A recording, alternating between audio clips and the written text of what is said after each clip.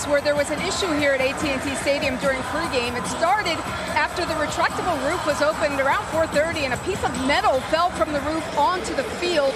No one was injured, and they cleared that piece of metal away, but there was another piece about the same size that also fell, got lodged onto a catwalk above the field. NFL security determined it wouldn't be safe to play with that piece of metal up there. They either had to bring it down or secure it somehow. They went What?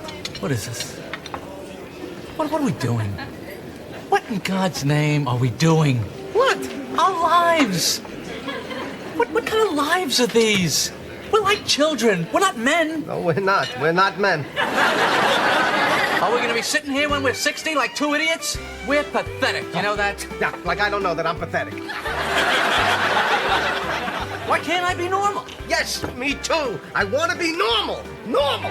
At the One Star Post Game, it's a whole lot of fun. With jokes and recaps once the match is done. From the field to the office, we're ready to go on the One Star Post Game Show. It's the post-game episode for Week 11 of the One Star Cowboys podcast as the Houston Texans take home the coveted Governor's Cup, defeating the Cowboys 34-10 to drop the Dallas to 3-7 on the year.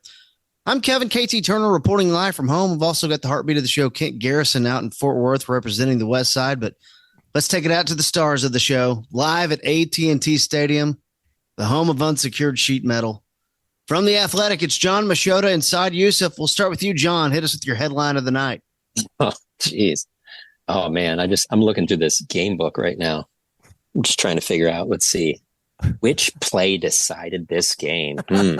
Let's see. Which should we pick from? There's so many individual plays that if they just went, the ball just bounces here or bounces there, this game is so different. It was so close. No, it's just like every other home game here. It's another disaster. And really, even aside from the Cavante Turpin 64-yard touchdown, when did you really feel like they had a chance to win the game? They had a chance to make it close, which was obviously surprising with how they've done in the first half of most home games. But the fact of the matter is, when you look back, if you just take away that Cavante Turpin touchdown, where are they? It's just another blowout from the beginning. Now, in the end, it ended up being a blowout. But the other part I just wanted to mention too on the Turpin thing too is that when that happens, there's just a part of me that I'm like, man, that's a crazy play. And then there's another part of me that goes, we're pretty deep into the season. How come we haven't seen anything like that since then? Yeah, how come we haven't seen even, like, I'm not even saying if it works, just why aren't they running more plays like that? I mean, the potential that Turpin has for the home run like that. Like, I was watching that first half with the Manning cast because Belichick was on there, and I thought he might say some things where it sounded like he was, auditioning to be the next Cowboys head coach, which he didn't. But he pointed out how Turpin's speed is and all that and how unique it is. And I'm just like, it is kind of weird that we haven't seen anything. Like, I'm talking about even plays that don't work. Like, why isn't there more of that with Turpin? I don't get it. It's a month straight on the TV broadcast where the announcers have pointed out the other opposing teams were really worried about Turpin. And then there we are. So what about you, Saad? Your headline of the night? Yeah, honestly, mine didn't come during the game. Like, for me, it was I got back up to the press box and I told John, I was like, man, the difference in demeanor from Jerry Jones was so stark between last week and this week. Last week, he was just so much more fired up. He was fiery. It was a blowout home loss against the Eagles. So, like, it was a similar situation, but he was speaking with a lot more authority. He was giving unprompted takes on the Sun and all this stuff. And he just seemed so subdued this time. Like, it just seemed like he was just kind of accepting of the fate. And he was asked, like 3-4 minutes, I think 5 minutes into the interview, at 3-7, like, what does he make of the season? And this is just part of the quote. It's not the full quote, but he said, certainly, he pointed out that they're 10 games in. And then he said, certainly the numbers are coming to us. And certainly we have to be realistic about how we're playing. Which to me is about as clear as you'll probably get Jerry kind of giving a nod to the fact that the playoffs and this season and whatever, like, acceptance, even though we got there weeks ago, I think Jerry kind of really got there this week, tonight. Yeah, and I agree with that. Because I know you said subdued. I'm sure there was some of that. To me, it was more of almost at peace with, hey, this is where this season's gone. It's not coming back. He's a dreamer. He's talked about storybook finishes and things like that, and he knows that that's not happening, and he's not going to come out and definitively say that. And I can prove to you why he doesn't come out and definitively say that, because he was asked multiple different times in different ways about Cooper Rush versus Trey Lance going forward, and he kept saying about how, well, he still thinks that Cooper Rush gives him the best chance to win games. And so that clearly shows you he's still trying to win games, even though, to me, I mean, it's just pretty clear right now. It's in your best interest to continue to lose games because it will give you a better draft pick, and that's where the season's gone. I hate that I agree with you on that, because it makes a lot of things not fun about the season, although tonight's game and really the first half of the Eagles game, more watchable than some of the losses we've seen this year. I don't know how much that says about the Houston Texans, because, even their fans will tell you, there's a lot of questions here about what's going on. I wrote these down just real quick. I just wanted to get y'all's just immediate reaction. Okay. Roof falling. So we've got that. Tyler Guyton fumble. CeeDee Lamb signals a first down 5 yards short of the chain. That was in the first half. Cooper Rush not catching a snap again. Actually, that happened twice. Taking points off the board and then following that up with a turnover on downs. And then I think my favorite one of the night, one that got a reaction from Dak, is the first series of the game. We've decided we're more comfortable letting Brian Anger throw the ball in this team than Trey Lance. Amazing. The fake punt. I mean, I just I don't even know what to say in the first quarter like that. And I just don't even, short of the chains. It's just a comedy of errors, man. Yeah. My issue isn't with fake punts as a idea or a play. Yeah. It's the play that is being run. If you draw something up where there's a guy that has a decent amount of space and your punter overthrows him, or the ball hits the receiver in the hands and they drop it because it's a guy that's really not a receiver. It's a guy that's a defensive back who plays on special teams. But the play is drawn up to where, like, I get that. I see what they were doing there. But these two fake punts, you're just kind of like, even in the best case scenario, those are not getting the job done. And I think that was the part on this one and the last one where you're just like, that leaves you just completely scratching your head. And then obviously also on special teams, you have the 12 men on the field on one of the field goals that the Texans kick. So they have to use a timeout there to, stuff like that, where you're just like, I just hate to sit there and say this, but there's been so many times over the last, 3 years where when they lost games, you could point to just a few things, but when they've been losing this year, you really can't. And I mean, to your point about, Stroud and if you go back to the way that the Cowboys have played, and I go back to the Green Bay game, because that's when it all started. So really since January, since the calendar changed to 2024, you can make the argument that Stroud was played the worst of any of the quarterbacks they faced. Like if you go by just passer rating, obviously Jordan Love was better.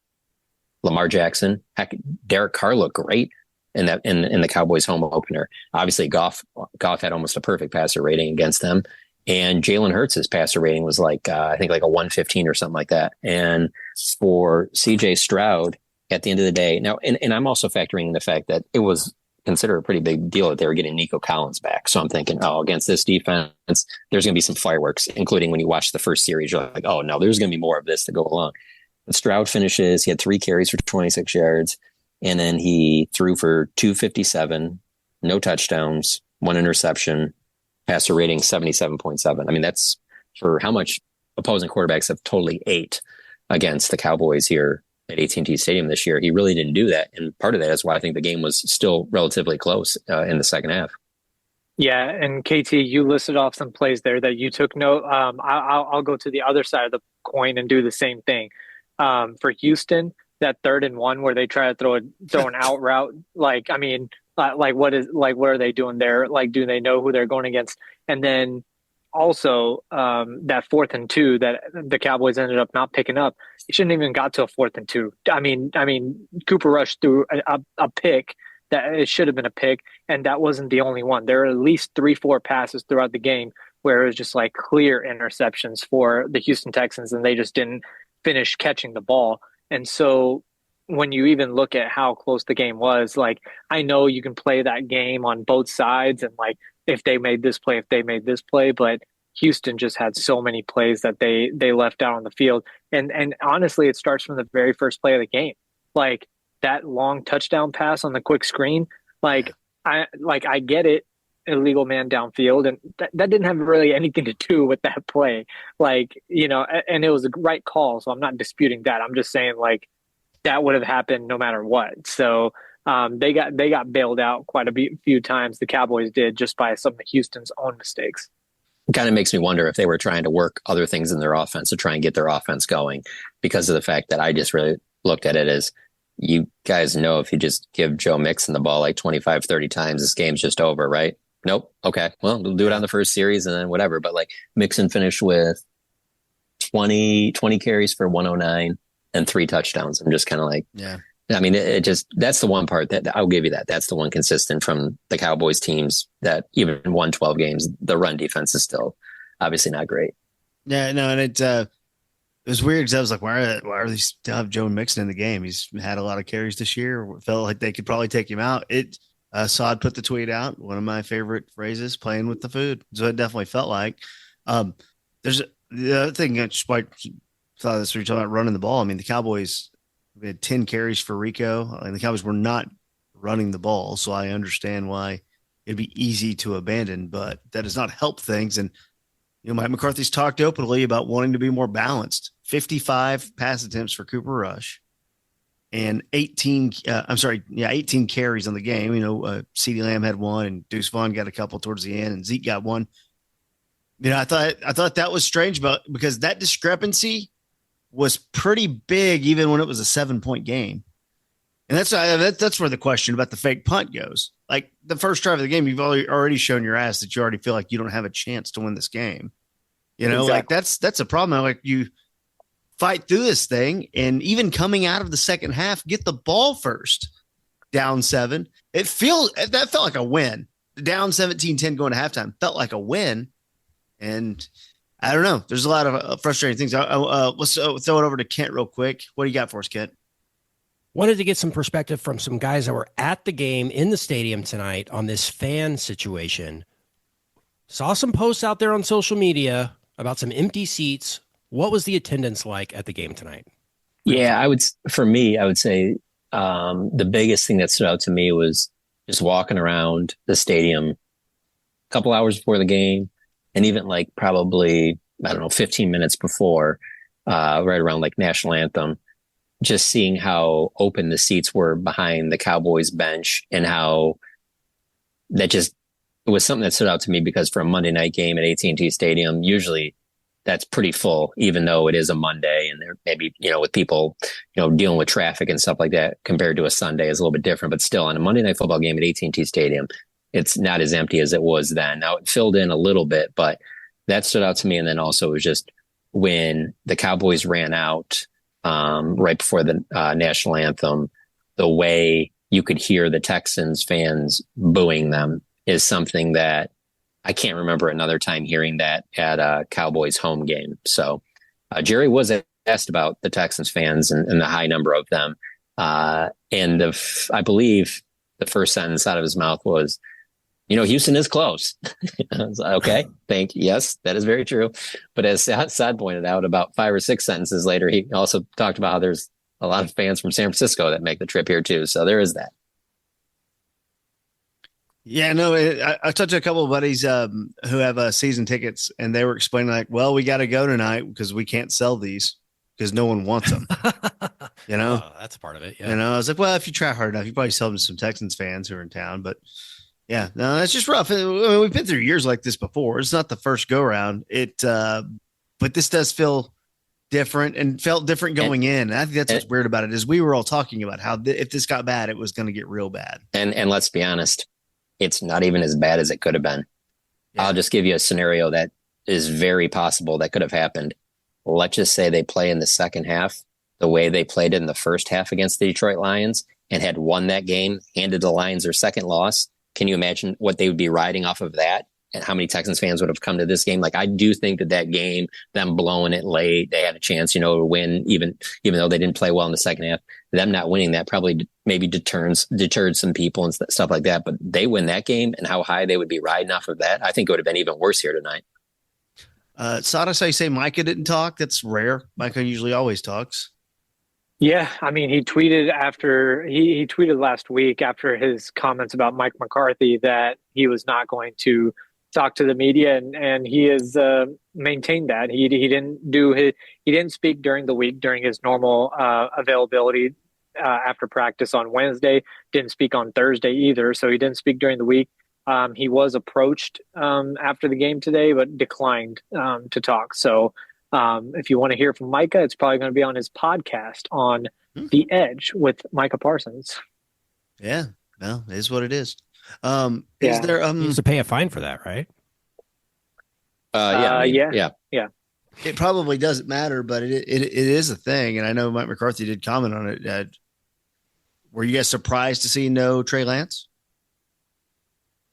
Not really. I wouldn't say surprised. It was a close game and through the fourth quarter until the fourth quarter. So it doesn't surprise me that they didn't change things up big time. I think if anything, I would have expected, similar thing to last week where Trey comes in super late in the game. But real quick, going back to there's a lot you gain from being at the game. And I just want to talk about the media availability after and everything. One thing that also really stood out to me today was, and it's one thing when one or two reporters does this, but when the entire media contingent, Jerry's talking, and as John and I talked about as we were coming in, he didn't really say anything that interesting. Still, very few reporters, I would say, went into the locker room. Cooper Rush went to the podium. I believe his availability was 2 minutes total, because it just shows you kind of where the team is, to where nobody's really dying to know about the minutia and what happened on this play, that play. Because earlier this season, we were going, if John and I were both at Jerry, one of us was going into the locker room because we're trying to get this other story. Right now, all that stuff has kind of fallen apart. I mean, we're still going there. I know John went to Eric Kendricks. John was at CeeDee Lamb. I was about to I was going to the podium to go to Cooper Rush, but then Jerry started talking again, a second round. So then I stuck there. But my point is all those little things have kind of faded because it's all about more of a bigger picture at this point. It was interesting too, being at Eric Kendricks' locker, and the way when he was answering questions, he even mentioned how he's and I mean, I know I'm giving you guys just cliche answers, because they are at a point where it's what do you say at this point? I'm interested to see what Mike McCarthy says this week, because what he's been saying the last few weeks has talked about the opportunity to overcome and what they've done, and how, if you take this thing and all of a sudden you get a win, you can build this momentum, and man, what a great story that would be. How much longer can you really sell that? Because it gets to a point then where and maybe it's already there, where guys really don't want to hear that, because they see that that's not happening. Again, that works if it's man, it's just there's a play here, a play there late, we're moving the ball and then we just don't get in the red zone. And CeeDee was kind of like that too, about if we just score touchdowns, and it's yeah, but it's really not even that close. These games that's the most disheartening part about it. And the biggest reason why I say it doesn't make sense to keep winning games. Just lose as many as possible, get as high a draft pick as possible, and retool in the offseason. Yeah, I'm definitely not going to have a coaching change tomorrow, anything like that. And I don't expect that, probably. No. But with the... Oh, and real quick on that, Kent, one of the big reasons too, especially I would say no on that. One, let's be honest, Doug Peterson ain't losing his job after that Sunday, then I think a lot of these guys would say no, seriously though. They're on such a short, they're on a short week this week, and then they're on a short week next week where they play on Thanksgiving. So it doesn't make a lot of sense to all of a sudden put that on some new coach. That's not going to get you any better results. So no, I don't see Jerry parting ways with Mike early, before the end of the season, but I certainly wouldn't see it happening. I would be stunned if it happened in the next 2 weeks. If they lost to Tommy DeVito at home on Thanksgiving in a significant way, I mean, how much lower can you get, Yeah, I think at that point, I still wouldn't bet on it, but I think that's where you might see a change, whether that's Trey Lance is now the starter, or whether that's, Will Greer. yeah. Yeah. Or whatever else. I think that's where you see the change, because now you have a longer week to prepare. So I agree with what John said, though. Like, honestly, it doesn't do anybody any favors. It doesn't do the person that you're asking to step in, whether it's a new quarterback. I mean, quarterback is still fine. Trey's been in the building for the last 2 years, so he can do it. But again, always remember this with Mike McCarthy. If you fire him, you're not just firing the head coach, you're also firing the offensive play caller. So now there's a lot of delegation that has to go on. And to do that in a short week, in these next 2 weeks, I don't think that'd be the answer. I would say if that happened, I would say the only reason why would be Jerry getting to a point where he's like, yeah, let's embrace this, getting as high of a pick as possible. You can't sell that we're doing that to try and win games. You know what I'm saying? Like, because I think the most natural scenario would then be Mike Zimmer would be the head coach, because he has head coaching experience, obviously.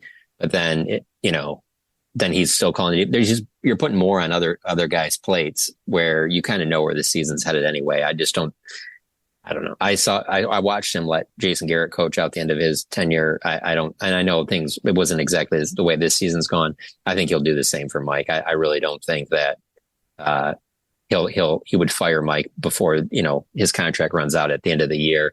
But you bring up a good point, Ken. If it is an absolute blowout to that Giants team, then I reserve the right to change my opinion. Yeah. I think the Dion stuff is absolute nonsense, especially when you look at the actual nuts and bolts of Dak's contract. But can you imagine if they ended up not getting Dak done, what would we be talking about now? Because Travis Hunter is a guy that I do think that's the type of guy Jerry could be like, okay, let's get to that number 1 or number 2 pick in the draft, And that's the chaos and type of stuff. Because it is a bummer to me that when we come back on Wednesday night for the, Washington preview episode, that we're not going to talk about how do we stop Jaden Daniels. That's the type of stuff I do want to talk about. And we're not going to get there this year because of where we are, unless they go on the most unprecedented run in franchise history. So let's go closing thoughts. We'll start with you, Saad. Yeah, I mean, I think, like I said, I think this is where this season almost like officially ended. Like, and I say that because like anybody that's listened to the podcast, fans who have 30 years of pessimism, even us who have been covering this for a long time, we've accepted for weeks. So I'm not breaking news here, but I'm just saying the demeanor of the people in the organization, of Jerry Jones in particular, this actually felt like the acceptance that this season is kind of toast. And I think that's the biggest thing that stands out for me from the whole night. Yeah, I would say for me, I've felt like that for the last 3 weeks. So I can't say that was a big one for me. I think my thing is I'm not usually the bracing the tank thing, especially with this many games still left to play. But I just think that that's absolutely the way to go, especially with how well this team is drafted when they draft high. The chance to have a top 5 pick. If you're a Cowboys fan, that's the positive you got to take out of this. This doesn't make any sense to win a game here or there. And I do think that they'll still win another game or two. But the best thing that can happen for them is to lose as many games as possible so that they can get that high draft pick and reset in the off season. The other thing I was thinking about is just how crazy it would be you're a backup quarterback, you don't really know how much you're going to play or anything like that. And all of a sudden you get thrown in the starting role and you get to throw 55 passes in a game. Like, obviously you don't want to do that because that's not a recipe to win. But let's be honest, like if you're in that situation, I mean, you want to show off the arm and your ability and stuff like that. Like there's a party that's like, all right, here we go. Also, by the way, despite the 32 of 55 passing, his passer rating was 75.9. Well, how much does that go down? Stroud's was 77.7. How much does that go down if, the linebacker catches the ball when it hits him right in the hands? Yeah, and Kevontae Turpin doesn't take that short pass. Yeah. Yeah, and real quick on John's point, because I think like everyone's thinking about embracing the tank, and the Cowboys certainly don't need to tank. They're bad enough to do it organically. But the other key thing here is something that John's mentioned a lot, and we both have a lot. This is the year where there's no winless team, there's no one-win team. You are one loss back of being the worst. The worst teams in the NFL this year have 2 wins. You have 3. You are that close. And so this makes it even more. And by the way, the tank is almost better for a team like the Cowboys because it's a weak quarterback draft. You already have your quarterback for the next 4 years. So you're trying to go get Travis Hunter or somebody of that sort, a position player. You're not looking at it of like, oh, we're going to get the number 1 pick, but there's not even any good quarterback coming out. You don't need the quarterback this year because you have your guy locked up for the next 4. So in a lot of ways, this really does shape up for the Cowboys to get their best draft position possible. Boy, Thursday, Thanksgiving Day game is going to be a heater right there against the 2-win Giants. I also I learned this tonight, but that Monday night game on December 9th you can't flex out of that, Cowboys and Bengals, because of the Simpsons alternative broadcast that they've already been promoting. In a season that's been cartoony as ever, the Simpsons are going to keep the Cowboys and Bengals, 2 losing teams right now, on Monday Night Football on December 9th. It's all so stupid. Everything is so stupid. It's a new story every week, and I can't wait to see what it is next week. We'll all definitely be watching the Simpsons version, right? I will be way more entertaining than whatever the game is. Absolutely. Cooper Rush has Homer. That'll be good. We'll be back on Wednesday night for our quote-unquote Washington Commanders preview episode. But there's a lot of stuff to talk about, and there always is. We'll let John and Saad get on out of there, rest up on Tuesday, and we'll meet again on Wednesday night. We'll have the weekend recap podcast on Friday, and then back Sunday night Sunday afternoon after the noon game. So for Saad Youssef and John Machota, follow their work on social media and also over at The Athletic. For Kent Garrison, I am Kevin KT Turner. We'll see you next time on the One Star Cowboys podcast. At the One Star Post Game, it's a whole lot of fun with jokes and recaps. Once the match is done, from the field to the office, we're ready to go on the One Star Post Game Show. What in God's name are we doing?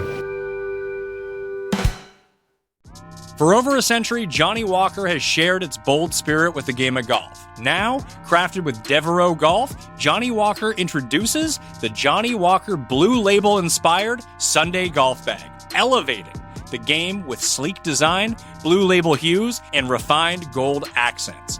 Celebrate your hole-in-one with a premium Sunday bag crafted by Devereaux Golf. Submit proof of your achievement to johnnywalker.com/blue-in-1.